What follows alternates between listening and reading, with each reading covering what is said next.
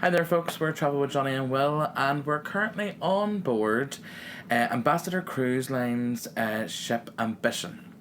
Our cruise is a 5-night UK and Ireland getaway, and we're literally sailing from the port of Belfast. So basically, this is the first for us. It's the first Ambition and it's our first Ambassador cruise. Yeah, So. and first time actually travelling from our home port of Belfast, and it felt really strange. So this is maybe what people feel whenever they're like, if they live in Southampton and things, and they're able just to like jump on a cruise ship, a couple of days a week if they wanted. But literally, it was a 15-minute drive from our house, and we arrived at the Port of Belfast cruise terminal. We had paid for parking, which at Belfast cruise terminal for this cruise for the 5 nights was £70 per car. And whenever we arrived up, they directed us. I had asked about if there was any disabled spaces, which there wasn't. But they had said, look, if we go over to the drop-off point, we literally drove over to the drop-off point, and literally super friendly and helpful staff. Actually, the guy had my boot open before I even got out of the car. And the first thing it was like, is your bags tagged? And we were like, yeah, bags were tagged. That's brilliant. Took them off. And then they were right outside our room when we came up. Like so literally, so we didn't even have to leave the luggage off. The luggage was taken. The luggage was taken from us. So that's the first that's ever happened. And so then me and Will went and parked our cars, and then we met our family inside the terminal building. We're cruising with my mum and aunt, and also Will's parents. My mum and dad, yeah. And so then once in that little terminal building, there was like maybe 8 people at desks, tight little desk, no queue. Straight away got us all checked in and got our little boarding pass thing, and then just at the next desk over was the cruise card collection desk, and I like that because you have your cruise card before you get on the ship. Yeah, I like that. And it meant that you were ready to go. After this, there was a physical security, which is quite unusual. So bags were physically checked, and then everybody got a pat down as well. Yeah, super quick. Like so literally within a half an hour of leaving the house, we were on the ship. Which is crazy. Yeah. So once we were on board, we just sort of thought we would get our bearings. We then headed upstairs. But again, like before we even made our way upstairs, whenever we came in, the ship was beautiful. Like, yeah, it's really, really. It's the public spaces are very well done. Yeah, I think. And we obviously had reservations about coming on Ambassador Cruises. Cruise Line, yeah. Obviously, they're older ships compared to the last couple that we've been on. However, we've cruised on older ships before and we've liked them. But we weren't sure what Ambassador was going to do with this ship, and so we've been pleasantly surprised. We've been really surprised, yeah. So we decided then to make our way upstairs to the buffet as it was lunchtime. The buffet is quite small. It's quite tight in terms of where the tables and that are. Yeah. But there is a little space out the back. So we decided, as the sun was shining in Belfast, which doesn't happen that often, we decided that we would head out the back and enjoy lunch al fresco. Yeah, and I think most of us, we had like, picky bits, salads, sort of thing that you would eat if you're in Belfast and it's a sunny day. You wouldn't want to eat a full dinner. But of course there was other options, like there was a roast on because it was Sunday, and there was a pie. I did actually have mince pie and roast potatoes. All the food looked really nice, and the salad, I had like an apple and cabbage salad, or was it a pear and cabbage? It was really nice anyway. But yes, a little bit tight up there, like definitely on the tight side. And as you're coming in, it's a very narrow corridor, and then they put like the tea there, and then people are standing trying to make their tea, but you're trying to get past. But it's a smaller ship, that's what's going to happen. So, but yeah, we got fed, and that was our lunch. So after our lunch, we decided to go and search for our cabins. So we first of all went and left off my mum and aunt and Will's parents. They are down on deck 7 in an outside cabin. With this ship being a bit older, there's less balconies than the more modern ships. So our parents and I are both in an outside cabin, and we do plan to bring you a room tour of that cabin as part of this series. So after ditching our parentals, we then decided to come up to our cabin, which is a junior suite. Yeah, so upon entry into the cabin, there's like a wardrobe thing. You have to like curve around a little corridor, so you can't really see it when you first come in. You're like, well, what's going on here?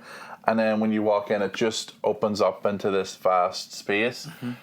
It is 100% the widest cabin we've ever had. Yeah.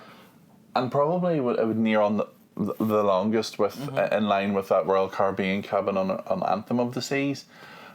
In terms of the balcony, again, it's the biggest balcony we've ever had. A lovely space.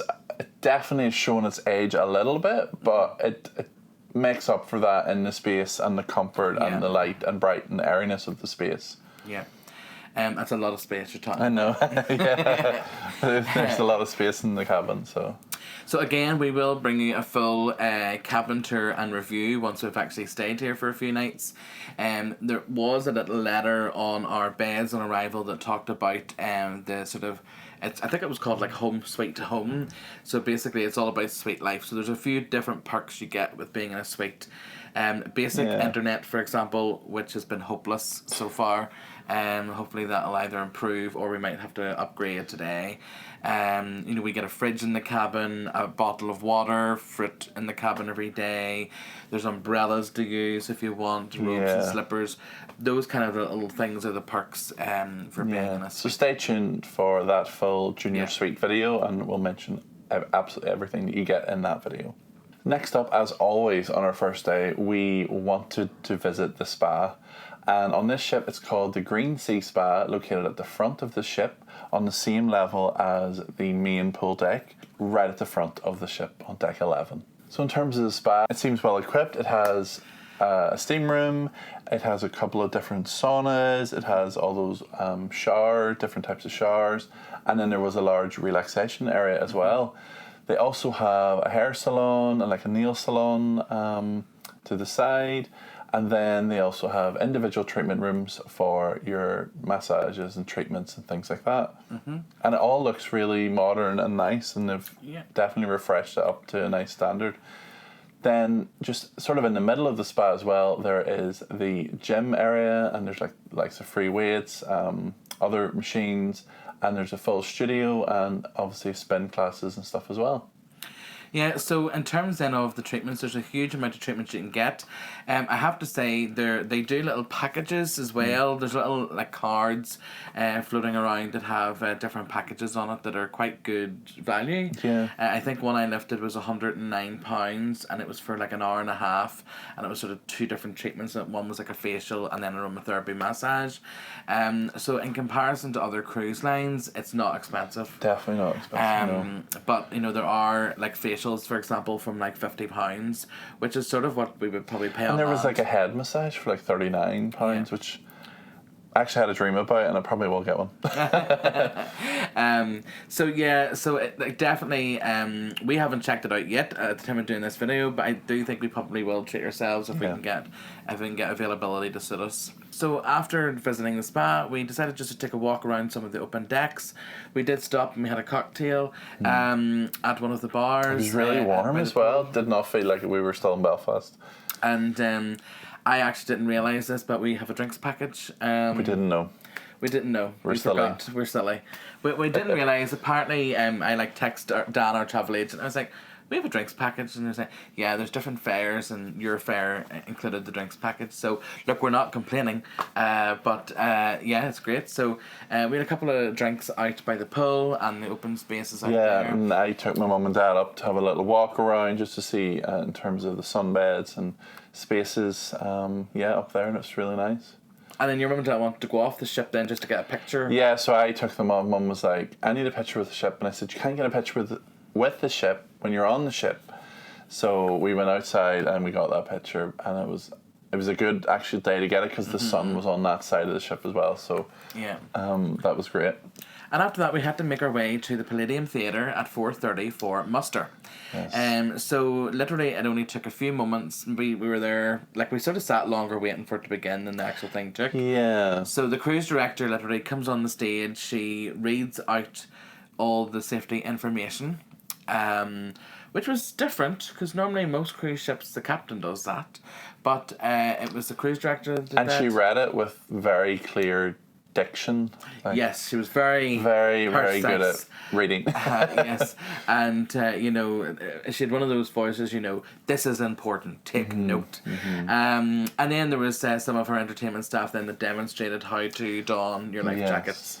And our life jackets are obviously in our wardrobe as well. Yeah. So yeah. After that, then basically we came back to our cabin because we wanted to unpack. Yeah. Anybody that watches our vlogs knows that we like to get the suitcases emptied as soon as we can, and then get ready for dinner. Yes. So on board this ship there is 2 main dining rooms, and each of the main dining rooms have a first seating and a second seating. So we requested obviously first seating with our travel agent, and this is the little card you get. And because we have booked as a group of 6, we were all assigned the exact same table number in the same restaurant at the same time, which I think is great. Yeah. So the 2 restaurants on board are the Buckingham, which is the one we go to, Yeah. and then Holyrood, which is the other one. The second one, yeah. Yeah. So there's 2 seatings. The first seating is at 5:45, which suits us, and then the second seating, I believe, Is 8:15. 8:15. Now, again, obviously there's the buffet restaurant and things like that that you can go to as well. There are 2 specialty dining restaurants, which we have booked one of. So you'll get all the opening times of the bars and the restaurants and things like that, and where to go to eat at different times of the day in your little like all aboard program that they leave in your cabin. Yeah. And that is available on their app as well, but we always like a bit of paper. Yeah, definitely. So yeah, just prior to dinner, we all met up in the Pendennis bar, which is just outside the entrance to the Buckingham restaurant on deck 5. And we grabbed a quick, I actually had a mocktail there, like Berry Blast it was called. I think you had a gin. I had a gin. Just to have There was those. a guy, and there was a guy sitting there playing on the keyboard. At like 5:45. Yeah, and I did feel a wee bit sorry for him because literally once the doors of the dining room opened, everybody left. But I'm sure he's used to that because he plays there every night. So we went into our restaurant for the evening to the Buckingham restaurant, and we were assigned to our table. Our table was actually near like the back corner of the room, right next to a window. Now, the curtains were closed when we arrived, but we were able to open it because obviously we got the window. And actually a really nice sort of table, a lot of space around it in terms of like elbow room and stuff. And it was nice to obviously be assigned a table right next to the window. And the thing about the dining and the dining reservation and the way it works is we will have that same table every time we dine for evening time in the Buckingham restaurant. And we will also have the same waiter. Yeah. And that's pretty good for us because on this cruise, as Will's parents are here, Will's mum eats a gluten-free diet. Yes, yeah. So it meant then that whenever we met our waiter, we were able to ask. Now, the way they operate here for people who need a gluten-free diet is that, or any special diets, it's a bit hit and miss on day one because there is sort of, your options are more limited. But basically then what happened was he brought the next evening's menu along for Gwen to basically to look at, and he said you can have anything you want and the meal will be specifically tailored for you being gluten free. So it meant then that she was able to pick her full meal for the following evening. Yeah, appetizer, starter, main.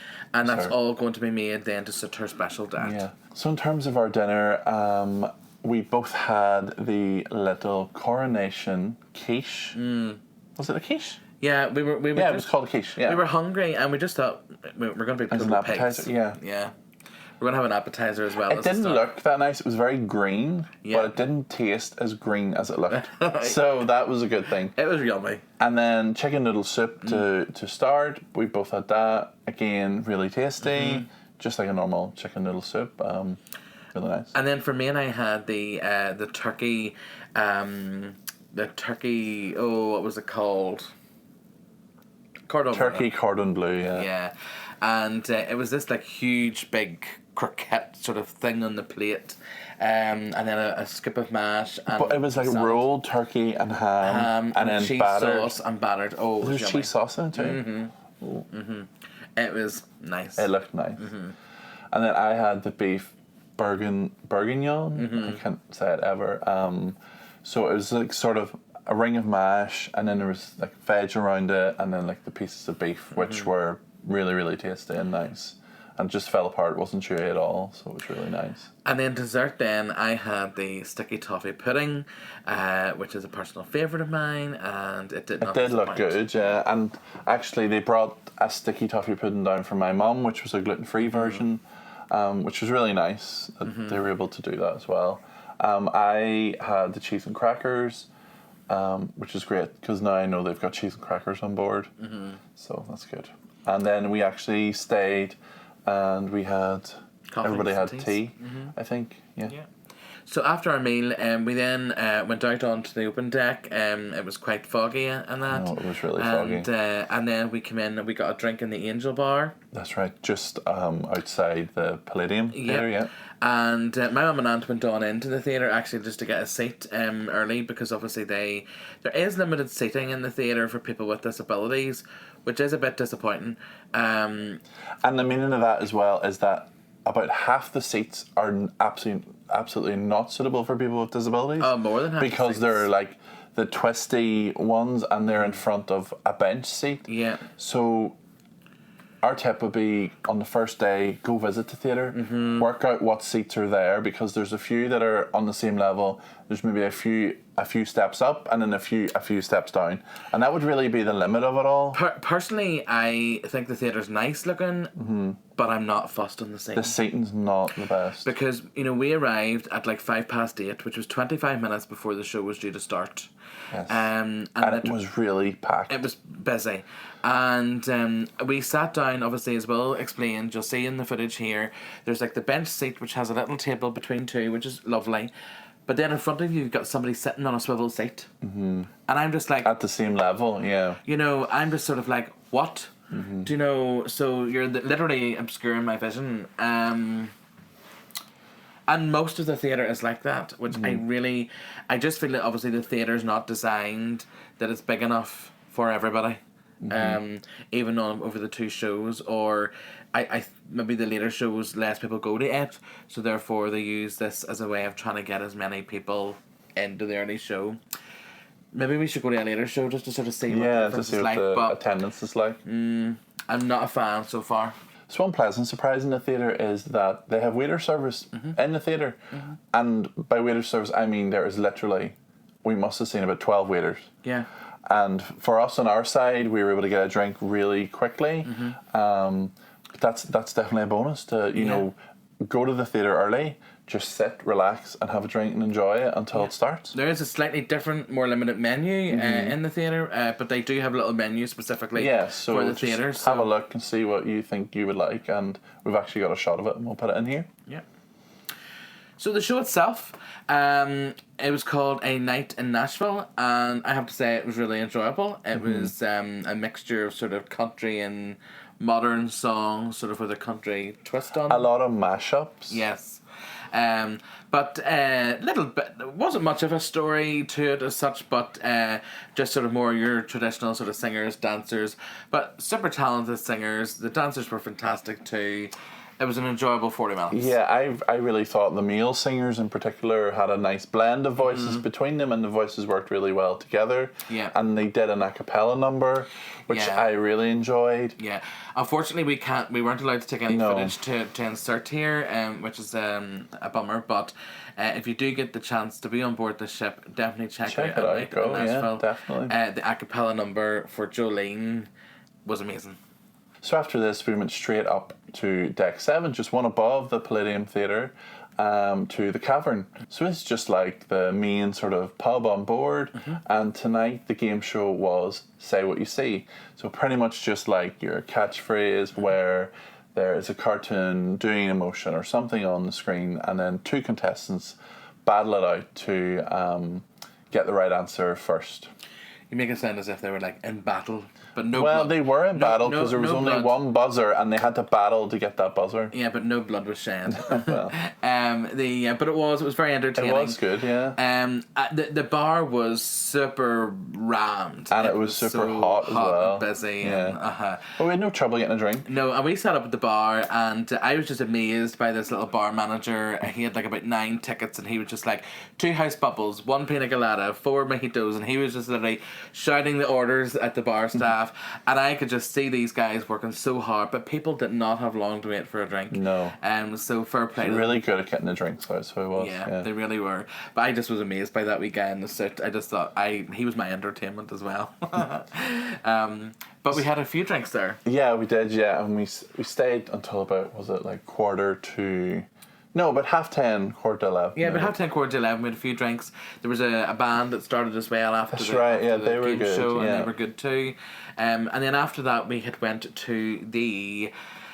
Oh, we left there and we had a sort of a dander through the ship. Yeah, just to sort of cool off a little bit. And then we ended up in the Clifton Lounge. Yeah. It was super chilled. I think all the music had sort of stopped there by that point. Yes, there was a piano there, but no one was playing it. Yeah.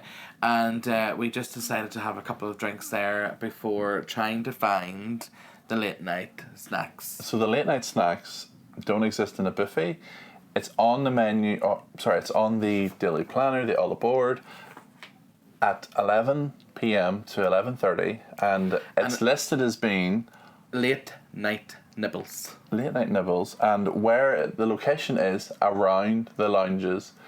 So we didn't know where this was, but obviously it just means if you're in a lounge, there'll be nibbles that will come around to you, and that's exactly what happened when we left.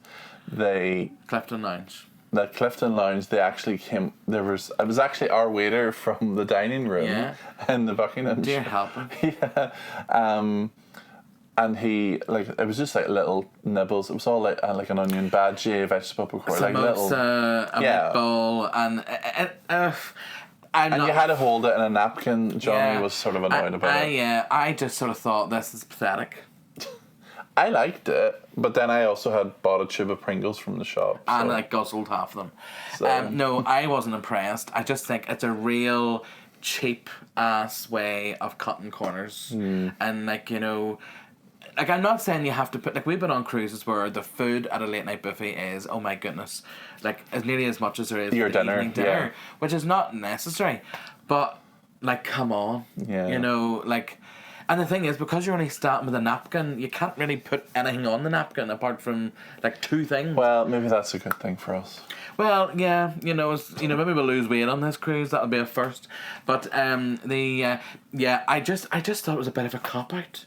I just sort of thought, even on Azamara that we were on, which was a smaller ship as well. They had a wee hot food. They had a little hot food plate in one of the bars that they only opened for an hour. And again, there wasn't a huge amount at it, but you could have more than 2 things on a round piece of napkin. Anyway, rant over. Look, if we're hungry one night and we really need it more, we'll order room service. Yes. But which is an option, yeah. Yeah, it wasn't as if we were super hungry anyway.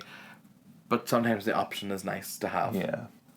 So that pretty much closes off our first day on board Ambassador's Ambition cruise ship on the UK and Ireland cruise from Belfast. So I hope you've enjoyed this video. If you have, please consider giving us a thumbs up down below and click subscribe and ring the bell so you don't miss out on our next video. Thank you so much for watching. Bye. Bye bye. I think I want a bell to ring.